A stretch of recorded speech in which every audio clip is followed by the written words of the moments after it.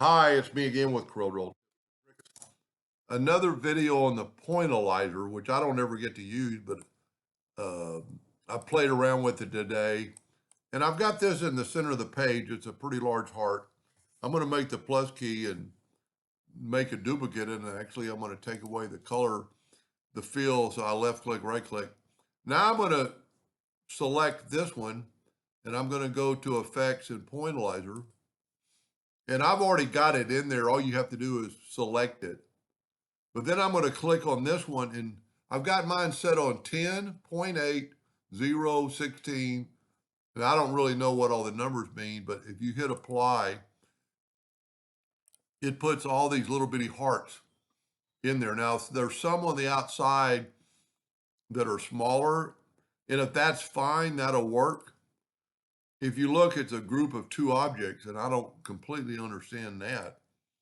But I'm going to go to Object, Group, and ungroup it and see what happens. See, it did it like in two parts. So to get it to really work, let's try to combine it. And that worked.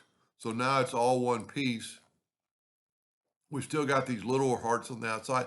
And that's very well pretty good. But I'm going to nudge this back over, and it might trim off some of those hearts. As you can see, the littler ones. And then I'm going to select both of them now. And I'm going to go intersect. And what that's going to do, it's going to take some time because there's so many of them.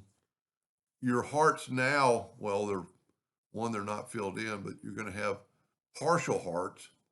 So that might be a cool factor. But then you could left click red, right click, take away the outline.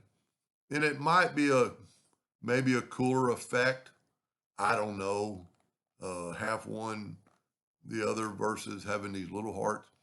And, you could play around with it. And I've got the red hearts right now. I'm going to nudge it out of the way, and I'm going to grab this one and nudge it over. That way I've got that one. I'm going to hold down the shift key that's not really going to work in this case and make this thing smaller. And then I'm going to intersect that one and then move it over and fill it in with red and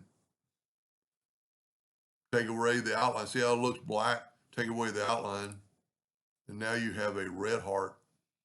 And, it's a little better shape, but you've got basically still these partial hearts.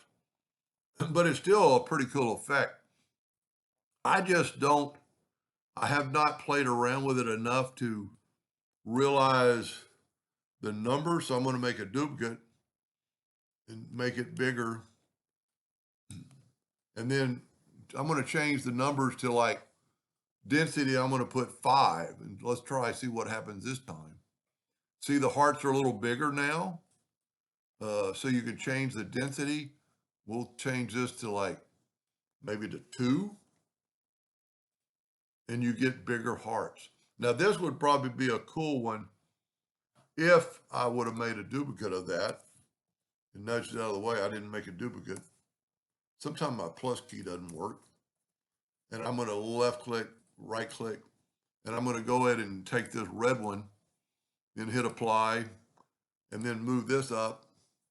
And see what this is going to do. It's going to trim off some of those little bitty hearts that are on the outside. Now, if we select it all and go to intersect now I just have bigger hearts. And well, they're still going to have some broken ones, but that does look quite a bit better. Of course, you could have manipulated this. Let's just do that. If you wanted more true hearts in there, you could probably delete those hearts. But if we took this and take the shape tool, probably have to convert it to a curve.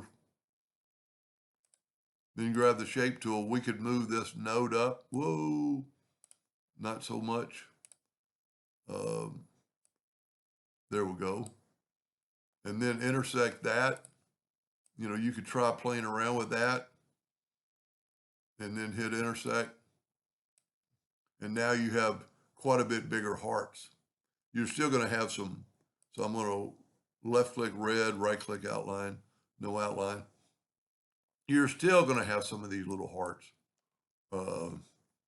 I'm not sure if you wouldn't want to delete them because then you would lose your heart shape. But anyway, play around with that. The smaller ones look pretty good. And you could make this any shape. I mean, you could, well, let's just do it real quick. I haven't played around with it very much, but let's do another one. And then let's just take let's make them circle. Well, there's already circles in the custom. So you could go circles and hit apply and look at that. They could be squares, they could be circles. Let's try something weird. Let's take a rectangle tool and do like right here. Weld that together. I don't know that it has to be, whoop, I didn't get it all. I don't know that if you fill it in with red or not, but I'm going to go to custom and select that one and then select this one and hit apply. Look at that. So you could have any shape. You could do this with the shape of Texas. You know, if you had the outline of Texas, there's a lot you could do with that. And then if we change the scaling back up to like, let's go to 15 and get them really little and hit apply. I mean, look at that. You've got 1,000 of these little bitty items. Anyway, it's a pretty cool tool. I just don't use it very much, but I can see its benefit if you were doing stuff like that. Anyway, I hope that helped give you a little information, and thank you for watching.